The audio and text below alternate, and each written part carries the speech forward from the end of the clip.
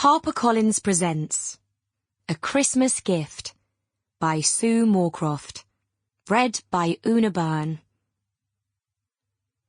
Chapter 1.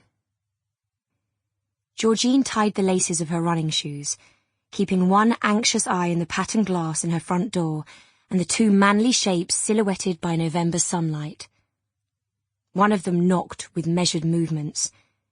"Miss France? Miss France, come to the door, please." Then he muttered something to his companion. The companion answered clearly, "Not given up yet," and leant on the doorbell, raising his voice above the sound. "If you could just open the door, Miss France, we won't keep you long." Everything about the men and their insistence said debt collectors.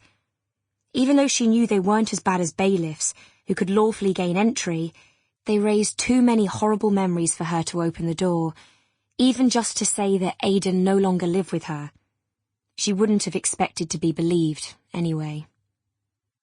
Heart tumbling, she fumbled herself into a running jacket and gloves, then checked her backpack for the Christmas student show production file. Yep, there was its pretty Christmassy cover, nestling on top of her distinctly less Christmassy work clothes. Quietly, she swung the backpack onto her shoulders and let herself silently out of the back door, heaving a sigh of relief as she turned the key. The debt collectors would have to come up the footpath behind the terraced houses on Top Farm Road and climb her 6-foot fence to see her here. She hoped they wouldn't, because that was the route she was about to use to escape. Breath forming a white cloud, she loped across the lawn, every grass blade rimed with frost and squeaking beneath her feet. A run and jump onto a garden chair, and her gloves found enough purchase on the top of the ice-beaded fence to allow her to swing a leg over the top.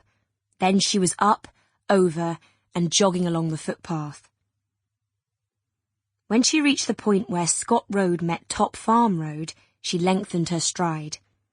She'd intended to drive to work until her unwanted callers had planted themselves between her and her elderly hatchback, but it was exhilarating to race through the zing of frost on the morning air. Any number of men could bang on her door all day long without bothering her. Her breath came easily as she found her rhythm, legs carrying her out of the Bankside estate, soon reaching the last houses of Middledip village.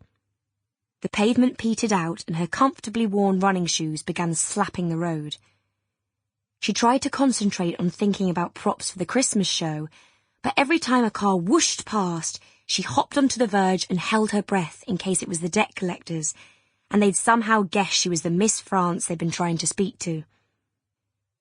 It was a relief, when she'd covered a mile or so, to swing left beneath an iron arch bearing a white sign with black writing. Acting Instrumental, Performing Arts College. Sanctuary. A place where she could leave reality behind. Her running feet ate up the final few hundred yards as she wove through students ambling along the drive, chatting or heads down over their phones. One called, "Good morning, Miss Georgine," in a pretty fair Midwest American accent. Laughing breathlessly, she raised a gloved hand. The student, Isla, was not only a drama student at Acting Instrumental, but the daughter of Sean from Georgine's own school days. Her schoolmates in the huge comprehensive school in the nearby town of Betsborough had loved to rib her with awful parodies of her American father's soft Georgia drawl. She wished she had £1 for every time her teenage self had heard it. It might pay off the scary men at her door, if it had been her debt they were trying to collect, which it wasn't. She'd honestly thought she'd finally be okay for money when she landed the job of events director at Acting Instrumental 3 years ago, but what with Georgine's dad and her sister Blair needing support at different times, and Aidan falling apart upon being made redundant, which had led to the current financial mess, still, never a day passed without her thanking her stars that she hadn't been daunted by the formal language in the ad for an events director of student productions.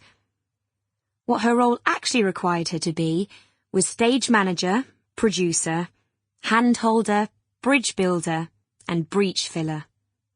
Georgine specialised in that kind of role. She veered towards the main building.